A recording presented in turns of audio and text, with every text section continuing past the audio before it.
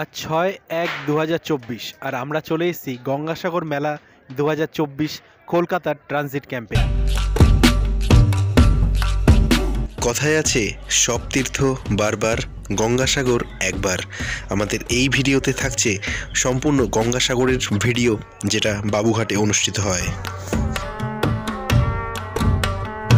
এখানে চলে যান। তো সব মিলিয়ে মিশিয়ে খুব সুন্দর।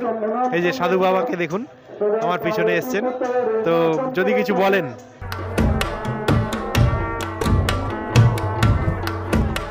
গঙ্গাসাগর মেলা 2024 বাবুঘাট ট্রানজিট ক্যাম্পের এই ভিডিওতে আমি সম্পূর্ণ এই বাবুঘাট ট্রানজিট ক্যাম্প তথা এই গঙ্গাসাগর মেলার সম্পূর্ণ তথ্য এই ভিডিওতে দেওয়ার চেষ্টা করেছি।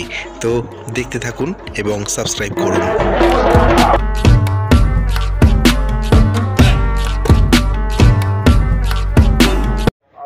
নমস্কার বন্ধুরা, আমি ঘুরে ফিরে সৌমেন আপনাদেরকে আরও একটা ভিডিওতে স্বাগত জানাই। এখন চলছে পৌষ মাস, আর পৌষ মাস মানেই গঙ্গাসাগর মেলা, আর গঙ্গাসাগর মেলা মানেই আমাদের চ্যানেলে আরও একটা হিট ভিডিও। হ্যাঁ, আমি এখন দাঁড়িয়ে রয়েছি গঙ্গাসাগর মেলা 2024 কলকাতার যে ট্রানজিট ক্যাম্প আছে সেখানে। তো এই যে গেট দেখতে পাচ্ছেন আমার পিছনে, বন্ধুরা চলুন আমরা ভেতর দিকে যাব এবং ভেতরে গিয়ে দেখব যে এখানে কেমনভাবে সাজানো হয়েছে এবং কিভাবে আপনারা এখানে আসবেন এবং কি কি দেখবেন সবই আপনাদেরকে দেখিয়ে দেব গঙ্গাসাগর মেলার। তো চলুন ভেতর দিকে যাই এবং শুরু করি আমাদের এই গঙ্গাসাগর মেলার ভিডিও। তো এখানে গঙ্গাসাগর মেলার মানে কলকাতার যে গঙ্গাসাগর মেলা হয় সেই পর্বের সূচনা এখানে হচ্ছে এবং বেশ কিছু মানুষজন রয়েছেন এবং নানান সাধু সন্ন্যাসী এসে গেছেন এবং গঙ্গাসাগরের কপিলমুনি আশ্রমের আদলে এই প্যান্ডেলটি তৈরি করা হয়েছে। দেখছেন মঞ্চে কিছু বিশিষ্টজন রয়েছেন এবং এই যে জায়গাগুলো দেখছেন কাজ চলছে। তো চলুন আমরা ভেতর দিকে যাই এবং আরো ভালোভাবে আপনাদেরকে দেখাতে থাকি।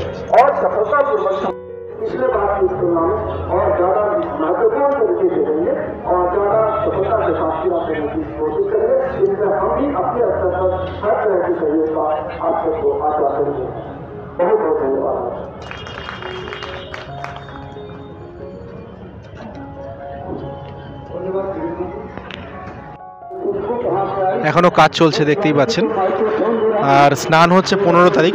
স্নান করবে যারা গঙ্গাসাগরে বা এই মকর সংক্রান্তিতে যারা স্নান করবে তাদের জন্য স্নান 15 তারিখ থেকে, এবং সাধুরা কিন্তু খুব আগে থেকেই চলে আসে কলকাতায় এবং সব সাধুদের আমি দেখাতে থাকবো এক এক করে।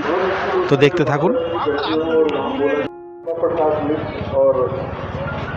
जो हमारे चाचा भी हैं, और भारत मित्र का मैं आभार व्यक्त करता हूँ कि करीब 3 दशक पहले उन्होंने मुझे समाज से जोड़ा, और अगर वो অনেক সাধু সন্ন্যাসীদের আখড়া তৈরি হয়ে গেছে এবং সাধু সন্ন্যাসীরা এসে বসে পড়েছেন দেখতেই পাচ্ছেন।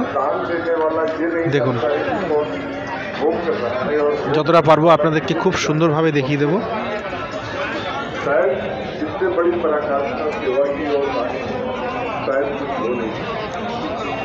এবং বেশ কিছু মানুষের ভিড় হয়েছে। এই যে সাধু বাবাকে দেখুন উনি কিভাবে যাচ্ছেন, ওদিকেও রয়েছে বেশ কিছু সাধু সন্ন্যাসী। সবাইকে দেখাবো, সব কিছু দেখাবো। তো চলুন দেখতে থাকুন।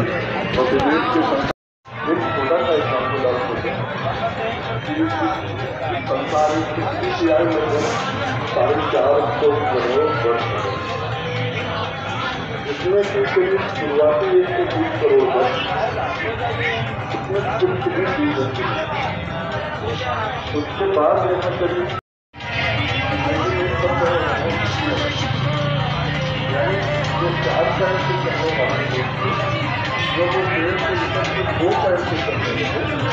जैसे हमारे पूर्वज आप कह सकते हैं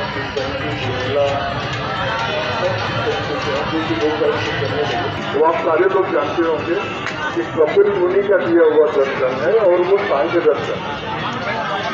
और उन्होंने उस दर्शन में दो ही बात बताई थी। प्रकृति में कि आज तक कपिल मुनि का जो सांख्य दर्शन है, इन्हीं कारणों से जो और विद्वान लोग जानते होंगे क्यों उस दफ्तर को आगे नहीं बढ़ाया गया?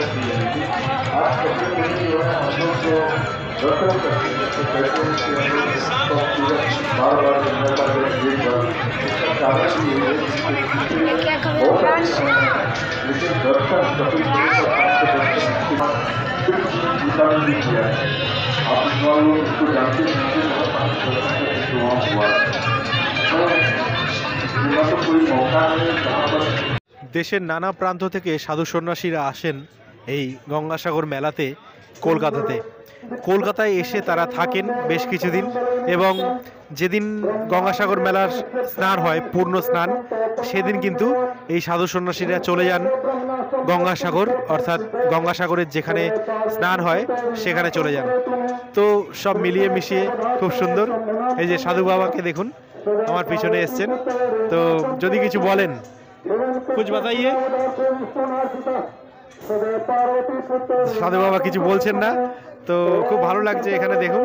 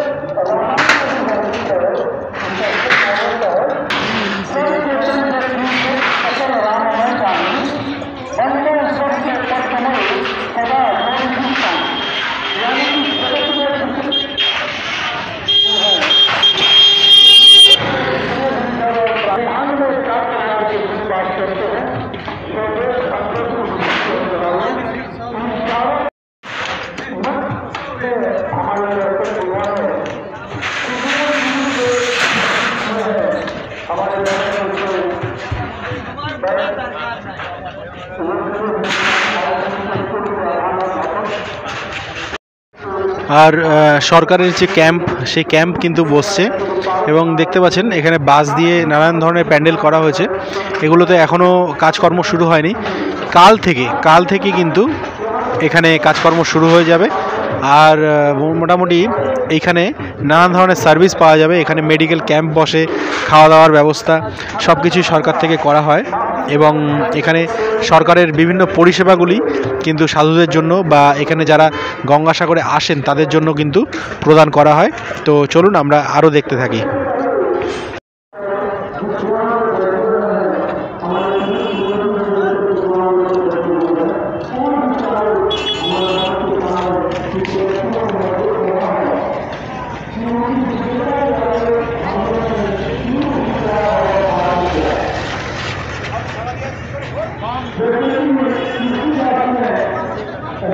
বুঝতেই পারছেন এখানে সাধু বাবারা রয়েছেন এবং দেখুন পোজ দিচ্ছেন নানানভাবে।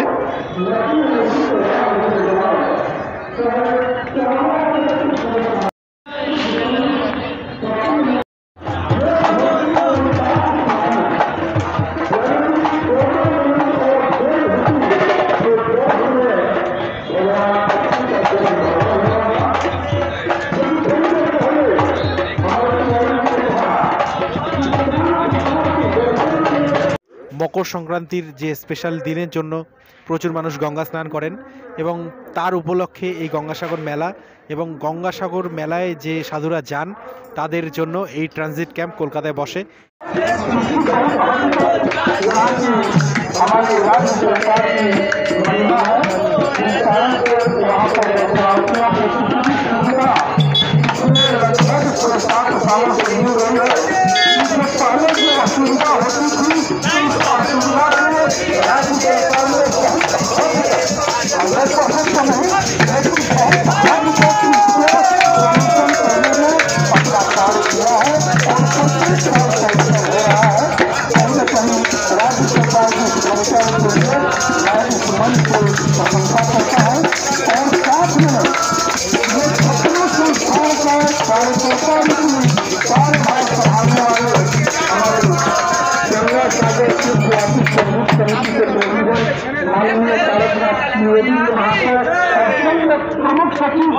प्राप्ति का काम हमको भी थोड़ा प्राप्त हो।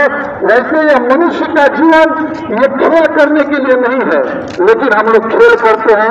हमारे राजा भाई पारसनाथ सिंह जी दिन भर इधर से घूमते हुए परिश्रम करते हुए समाज के प्रति समर्पित रहते आज मिला है, क्योंकि भगवान राम ने त्रेता युग में ही कह दिया था कि बड़े भाग मानुष तन पावा, बड़े भाग मानुष तन पावा, सुर दुर्लभ सब फल भई।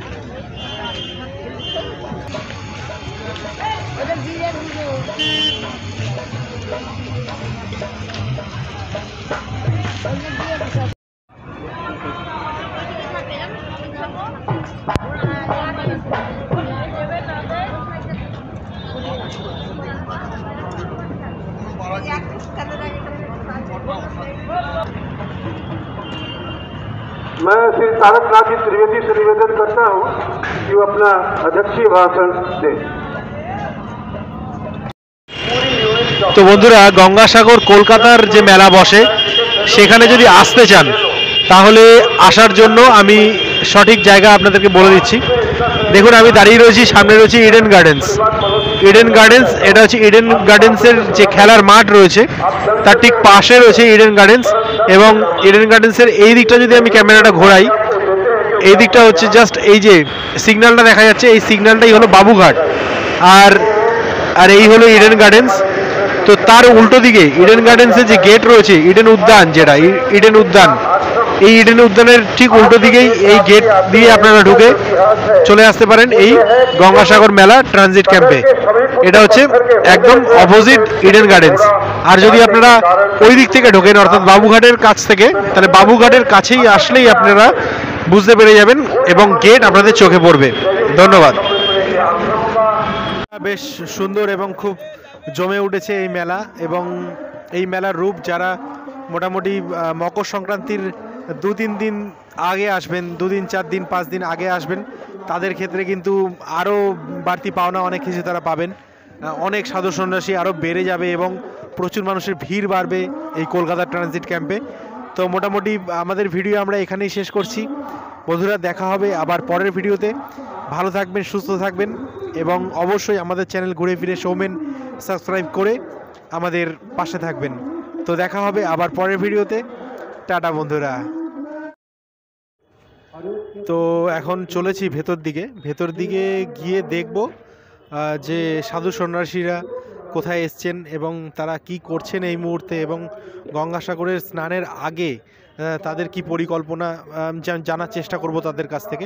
এবং এখানে এখনও সে অর্থে পরিস্থিতি যা দেখতে পাচ্ছি সে অর্থে এখনও কিন্তু সব কিছু শুরু হয়নি, কিন্তু আমি আমার চোখের সামনে দেখতে পাচ্ছি অনেক সাধুরা চলে এসেছেন। তো চলুন আপনাদেরকে খুব সুন্দরভাবে দেখাই।